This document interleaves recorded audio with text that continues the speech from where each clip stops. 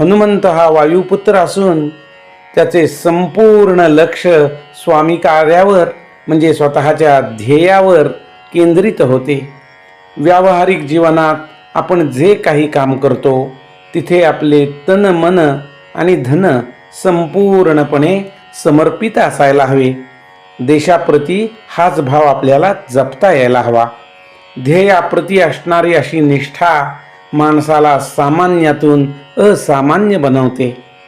हनुमंताने देवांची संकटातून मुक्तता केली हे सांगताना समर्थ म्हणतात, दैत्य अवघे संहारिले, देव तत्काळ सोडिले, प्राणी मात्र सुखी झाले, त्रैलोक्यवासी श्रीराम. शेवटी कामातील यश हे तुम्ही अडचणींवर मात कशी करता यावर ठरते.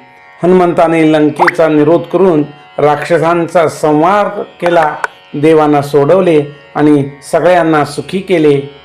थोडक्यात सांगायचे तर हा समास आपल्या सर्वांना आळस सोडून वायूप्रमाणे गतिमान राहण्याची, हनुमंताप्रमाणे ध्येयनिष्ठ बनण्याची आणि जीवनात उत्तम मॅनेजमेंट सांभाळण्यासाठी एक उत्तम मॅनेजर होण्याची शिकवण देतो.